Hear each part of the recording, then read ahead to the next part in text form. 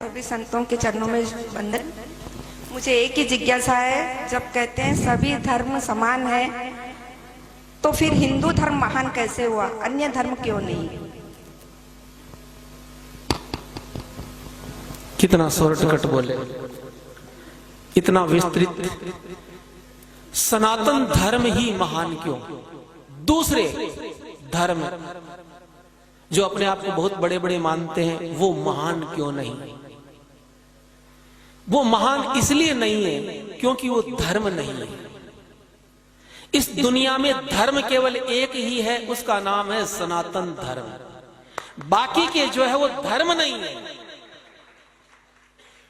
वो पंथ भी नहीं है। पंथ तो केवल सनातन धर्म से जो निकले वो है, जैसे कि जैन है, बौद्ध है, सिख है, ये हमारे पंथ है, ये शाखाएं हैं। लेकिन जिनकी तरफ इशारा वो करना चाहते थे, मैं करूंगा, ईसाई और इस्लाम, ये महान क्यों नहीं? क्योंकि ये धर्म नहीं है। इस्लाम मजहब है। कुरान मजीद में कुरान शरीफ नहीं लिखा गया है, शरीफ तो आप बोलते हो। जब मैं कुछ वर्णन करूंगा तो पता चलेगा कितनी शराफत है वहां पर। उसका नाम है कुरान मजीद। उसमें कहीं पर भी इस्लाम धर्म नहीं, मजहब है। और ईसाई को रिलीजन बोला जाता, वो रिलीजन है, वो भी धर्म नहीं है। इस्लाम को मजहब बोला गया। मजहब का मतलब मजे लेने वाला हब। आप कहते हो ना कि ये एजुकेशन का हब, गोलगप्पे खाने का हब, तो ऐसे ही जहां केवल जिंदगी का मकसद मजा लेना, येन तेन प्रकारेण, तो मजहब, वो धर्म नहीं है। धर्म किसे कहते हैं? धर्म उसको कहते हैं धारयति यतो धर्म है। जो धारण करने के लायक होता है वो धर्म कहलाता है, और जो धारण करने के लायक नहीं होता उसको धर्म नहीं कह सकते। कई बातें ऐसी होती है जो मानने के लायक नहीं होती, हर बात मानने जैसी थोड़ी होती। तो दुनिया की हर चीज धारण करने योग्य नहीं होती। बहुत सी बुराइयां होती है, उनको हम धारण नहीं कर सकते ना। हम अच्छाइयों को ही धारण कर सकते हैं ना। इसी तरह जो चीज मानने जैसी हो, जो धारण करने के लायक हो, वो धर्म कहलाती है। और जो धारण करने लायक नहीं होता फिर भी लोग उसको करते, वो अधर्म कहलाता है। इतना ही फर्क है। जो धारण करने योग्य नहीं है, किसी को परेशान करना, किसी को बिना कारण मारना, शराब पीना, जुआ खेलना, किसी का धन हरण करना, ये धारण करने लायक नहीं है ना, इसलिए ये अधर्म है। तो सनातन धर्म में जो कुछ भी है वो सब का सब धारण करने के लायक है। लेकिन ईसाई और इस्लाम में धारण करने के लायक मानने जैसा कुछ भी नहीं है। अब मैं बिल्कुल प्रामाणिक रूप से आपको कट टू कट मैं जो कुछ भी बोलूंगा, कुछ भी मनगढ़ंत नहीं बोलूंगा। जो शास्त्र में लिखा बिल्कुल वो बोलूंगा।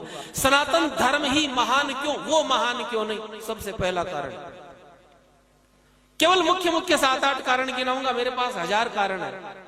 केवल सनातन धर्म ही महान क्यों? मैं सनातन धर्म को मानता हूं इसलिए मेरे लिए महान है ना। उसके कारण, सबसे पहला कारण, सनातन धर्म की स्थापना साक्षात भगवान नारायण ने की, लेकिन ईसाई और इस्लाम की स्थापना कुछ मनुष्यों ने की। तो जो भगवान की बनाई हुई चीज है वो ज्यादा महान होती या मनुष्यों की बनाई हुई? नंबर 1 कारण। दूसरा कारण, केवल सनातन धर्म है जो ये मानता है ममई वांशो जीवलोके जीवभूत है सनातन है। केवल सनातन धर्म ही ये कहता है कि हर जीव, हर प्राणी में ईश्वर का निवास है। रामचरितमानस में उत्तरकांड में तुलसीदास जी ने ठीक गीता के इसी श्लोक को उद्धृत किया। ईश्वर अंश जीव अविनाशी, ईश्वर अंश जीव अविनाशी, चेतन अमल सहज सुख राशि, चेतन अमल सहज सुख राशि। भगवान भगवान कृष्ण गीता में क्या कहते हैं? ममय वांशो जीव लोके। आप थोड़ा ध्यान देना, इस दुनिया में जितने जीव हैं उनमें मेरा निवास है। भगवान कहते हैं सनातन धर्म में हर जीव में, कण कण में मैं समाया हुआ हूं। हर जीव में, हर ग्रंथ में आपको ये लिखा मिलेगा, हर प्राणी में ईश्वर का निवास है। आप ध्यान देना। लेकिन इस्लाम की कुरान मजीद और ईसाइयों की बाइबिल में कहीं पर भी ये लिखा हुआ नहीं है कि हर मनुष्य में भगवान है। कुरान में एक लाइन कोई मुझे निकाल के बता दे जहां यह लिखा हुआ हो कि हर इंसान में अल्लाह है। किस बाइबल में एक पंक्ति ऐसी नहीं है कि वहां लिखा हुआ हो कि हर मनुष्य में गॉड है। ना, वहां लिखा केवल हमारे में भी भगवान नहीं है। भगवान किसी में है ही नहीं, वो ऐसा मानते हैं। वो कहते हैं कि भगवान ने पूरी दुनिया बनाई, अल्लाह ने पूरी दुनिया बनाई, गॉड ने पूरी दुनिया बनाई, लेकिन पूरी दुनिया के अंदर हर जीव में वो रहते नहीं है। तो वो फिर कहाँ रहते हैं? बोले वो सातवें आसमान में रहते हैं, पता नहीं क्या करते हैं वहां बैठे बैठे। और सनातन धर्म कहता है कि भगवान हर प्राणी में, हर मनुष्य में निवास करते हैं, इसलिए सनातन धर्म महान है। तीसरा कारण, केवल हिंदू धर्म में, केवल सनातन धर्म के ग्रंथों में यह बात लिखी गई है, सर्वे भवन्तु सुखिनः, सर्वे सन्तु निरामया, सर्वे भद्राणि पश्यन्तु मां कश्चित् दुःख भाग भवेत्। केवल सनातन धर्म कहता कि हर प्राणी सुखी हो, दुनिया का हर प्राणी सुखी हो। सर्वे भवन्तु सुखिनः, सर्वे सन्तु निरामया। केवल सनातन धर्म कहता वसुधैव कुटुंबकम, सारा संसार एक परिवार है, सब एक पिता की संतान। ध्यान देना शब्दों पर। वसुधैव कुटुंबकम, विश्व बंधुत्व, सर्वे भवन्तु सुखिनः, ये कौन कहता है? ये हम कहते हैं। लेकिन बाइबिल और कुरान क्या कहती है? ना केवल हम सुखी होंगे और कोई नहीं हो सकता। केवल मुसलमान को और ईसाई को सुखी होने का अधिकार है और किसी को भी नहीं है। वसुधैव कुटुंबकम और विश्व बंधुत्व को तो आप भूल ही जाओ। चलो विश्व बंधुत्व मत मानो, कोई बात नहीं, लेकिन वो कहते हैं कि केवल मुसलमान सुखी होगा, केवल मुसलमान ही जन्नत में जाएगा, और जितनी जातियां हैं दुनिया की सब नरक में जाएगी। और ऐसा ही ईसाई कहते हैं। बाइबिल और कुरान में केवल भाषा का फर्क है, वो इंग्लिश में है, ये अरबी में है। तो अब आप बताइए, चलो आप दूसरों को सुखी होने की कामना मत करो, लेकिन जीने तक का अधिकार नहीं है। हम तो कहते हैं कि सब जिंदा रहेंगे, सब सुखी रहेंगे, और वो कहते हैं कि क्योंकि तुम मुसलमान नहीं हो, तुम ईसाई नहीं हो, इसलिए तुम्हें जीने तक का अधिकार नहीं, सुखी रहना भाईचारा तो दूर की बात। और ये पंक्तियां लिखी गई है, मैं आपको क्रमशः बता दूंगा कहां कहां लिखी गई है। इसलिए सनातन धर्म महान है। दूसरी चीज, अगली चीज में आपको, हमारे यहां पर सनातन धर्म कहता परोपकार है पुण्याय पापाय परपीड़नम। फर्क देखिए, सनातन धर्म कहता परोपकार करना चाहिए, दूसरों का उपकार करना चाहिए। परहित सरिस धर्म नहीं भाई, पर पीड़ा सम नहीं अधमाई। दूसरे को पीड़ा देने के समान कोई पाप नहीं है, और दूसरे का उपकार करने के समान कोई पुण्य नहीं है। लेकिन वो इस दुनिया में, इस पृथ्वी पर सबसे ज्यादा परोपकार का काम अगर कोई करता है तो सनातन धर्मावलंबी ही करता है। आप लोग गौशालाएं खोलते हो, आप लोग मंदिर बनाते हो, इस दुनिया में सबसे ज्यादा भंडारे हिंदू लोग चलाते हैं, इस दुनिया में सबसे ज्यादा आई कैंप आप लगाते हैं, आप लोग अनाथ आश्रम खोलते हैं, स्कूलें खोलते हैं, और कभी ये नहीं पूछते कि तू किस जाति का है, मैं तेरी सेवा करूं कि नहीं करूं। लेकिन कभी आपने किसी मुसलमान को आई कैंप लगाते देखा, रक्तदान शिविर लगाते देखा? कभी आपने कोई धर्मशाला खोलते देखा? कभी कोई भंडारा लगाते देखा? क्योंकि वहां लिखा गया है, ये मैंने पढ़ा है, वहां परोपकार की कोई कल्पना ही नहीं है। वहां केवल एक ही कल्पना है, केवल मुसलमान का साथ देना। और जितने भी काफिर है, काफिर किसको कहते? काफिर यानी जो इस्लाम को नहीं मानते, जो कुरान को नहीं मानते वो सारी जातियां काफिर कहलाती है, चाहे कोई भी क्यों ना हो। तो उसमें स्पष्ट लिखा गया कि किसी काफिर की न तो मदद करना, न मदद करवाना, न किसी से दोस्ती करना, न अपने पास रहने देना, न उसको जिंदा छोड़ना।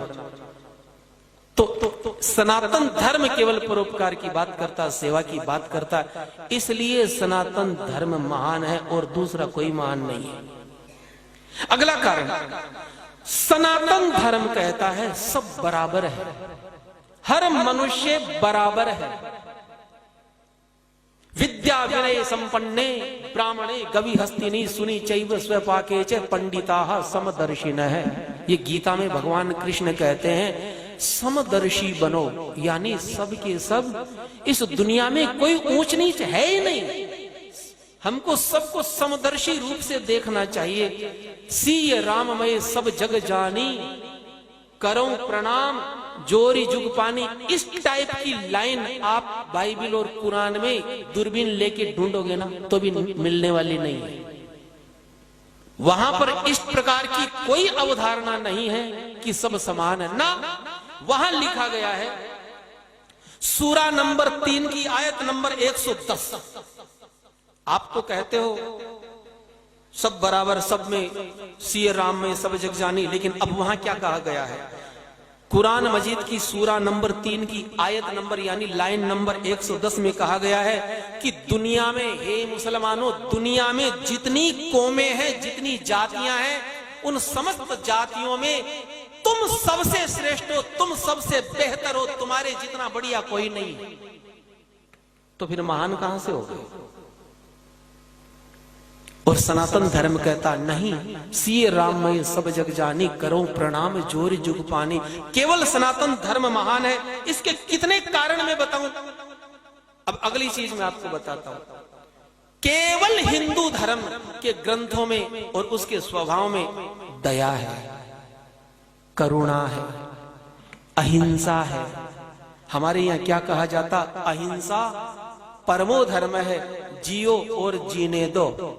और ये दया, करुणा, अहिंसा, ये आप बाइबल और कुरान में ढूंढने जाओगे ना तो 1000 साल तक नहीं ढूंढ पाओगे। दया शब्द ही नहीं है कहीं। वहां पर लिखा गया है कि हे मोहम्मद, इस दुनिया में जितने भी मैंने पशु पक्षी बनाए हैं, नाम ले लेके गिनाया, और एक जगह नहीं, कई जगह गिनाया है। जितने भी जानवर, 4 पांव वाले जानवर जितने भी मैंने बनाए हैं, केवल तुम्हारे मार करके खा जाने के लिए ही बनाए हैं। और कई जगह बताया समुद्र के जीव मैंने तुम्हारे मार कर खाने के लिए बनाया। मैंने पक्षी विध विध प्रकार के तुम्हारे केवल मार कर खाने के लिए बनाए हैं। केवल एक जानवर को नहीं खाना है, वो है सूअर, उसको छोड़ देना। और दूसरा, जो मरा हुआ जानवर हो पहले से, उसको नहीं खाना। किसी जानवर को खाना है तो पहले उसको मारना है, क्योंकि अगर तुम मरे हुए को खाओगे तो फिर मारना कैसे सीखोगे? फिर निर्दयता आएगी कैसे तुम्हारे अंदर? उसकी प्रैक्टिस कैसे होगी? तो दया, करुणा, अहिंसा जहां है ही नहीं। और बाइबल तो इससे भी आगे, वहां तो लिखा गया है कि तुम बैल को मार करके खिलाओगे तो क्या पुण्य मिलेगा, बछड़े को मारोगे तो क्या मिलेगा। इतना तक लिखा हुआ है कि अगर कोई तुम्हारे ईसाई मत को स्वीकार नहीं करे तो उनके छोटे छोटे बच्चों को मार करके खून पी जाओ, तो डर के मारे अपने आप तुम्हारी बात मान लेंगे। तो जहां कोई अहिंसा नहीं, जहां कोई दया नहीं, जहां कोई करुणा नहीं, तो आप बताइए सनातन धर्म महान है कि नहीं है? कारण है, फंडामेंटल कारण हमारे पास में है, कोई मनगढ़ंत बातें नहीं है। दूसरा, अगली चीज, केवल सनातन धर्म ऐसा है जिसमें चरित्र की व्यवस्था है, सदाचार की व्यवस्था है, जहां पर ब्रह्मचर्य सिद्धांत है। लेकिन कुरान में और बाइबल में ब्रह्मचर्य दूरबीन लेके देखोगे ना तो ब्रह्मचर्य मिलेगा ही नहीं। वहां कोई चरित्र नाम की चीज ही नहीं। वहां पर तो अब मैं वो सारे शब्द आपके सामने बोल नहीं सकता। चरित्र, सदाचार, ब्रह्मचर्य तो कहीं शब्द तक नहीं मिलेगा आपको। तो फिर महानता कहां से आ गई? आपने कभी सुना कि मुसलमानों में कोई ब्रह्मचारी पैदा हुआ? हमारे हिंदू धर्म में हनुमान जी, परशुराम जी, भीष्म पितामह, अभी भी ब्रह्मचारियों की कमी नहीं है। हमारे पीछे स्वामी जी विराजमान है, ये देखिए इतने बड़े पैसे वाले पक्के ब्रह्मचारी अपनी करोड़ों की प्रॉपर्टी दान कर दी। आज भी हमारे केवल सनातन धर्म में सदाचारी ब्रह्मचारी आपको मिलेंगे। कभी ईसाइयों में कोई ब्रह्मचारी पैदा हुआ? जहां ब्रह्मचर्य सिद्धांत ही नहीं है, जहां कोई सदाचार ही नहीं है, केवल दुराचार, केवल व्यभिचार, और उसको पुण्य मानते हैं वो लोग। इस वजह से सनातन धर्म महान है। अगली बात मैं आपको बताता हूं। सनातन धर्म कहता है मातृवत परदारेषु परद्रव्येषु लोष्ठवत् आत्मवत सर्वभूतेषु यह पश्यति स पश्यति। और ठीक यही बात तुलसीदास जी ने चौपाई में लिखी, बिल्कुल यही अर्थ निकलेगा। जननी समझानहि पर नारी धनु पराव बिसते बिसधारी। सिया राम। सनातन धर्म कहता है मातृवत परदारेषु, पराई स्त्री को अपनी माता के रूप में देखना है, पराये धन को जहर समझना, उसको लेने की कोशिश नहीं करनी। सनातन धर्म कहता है जननी समझानहि पर नारी, पर नारी को अपनी मां माने, उसको मां के रूप में देखे। और ये लाइन अगर आप बाइबल में और कुरान मजीद में ढूंढने जाओगे,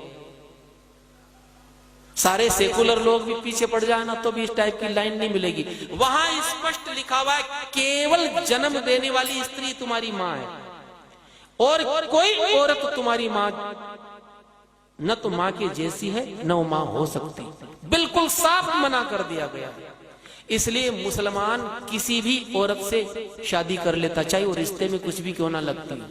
वहां ससुर बहू का हलाला कर देता, वहां देवर भाभी को नहीं छोड़ता, वहां बाप बेटी को नहीं छोड़ता।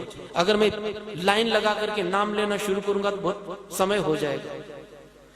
तो जहां पर परे स्त्री को न बहन माना जाता न मां माना जाता, आप उनको महान मानने की कोई कोशिश कर सकते हैं। अब पराये धन की ये तो चलिए, ये तो हुई इनकी बात।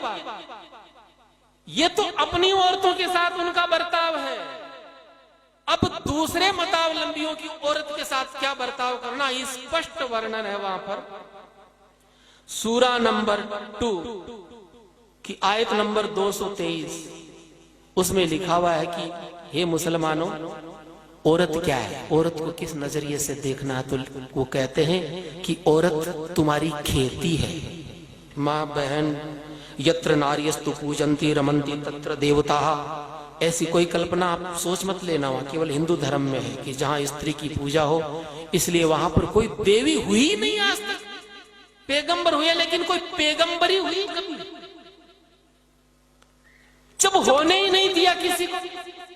वहां स्त्री केवल मैंने क्या कहा, मजहब है। वो कौन सा हब है, वहां होने ही नहीं दिया किसी को।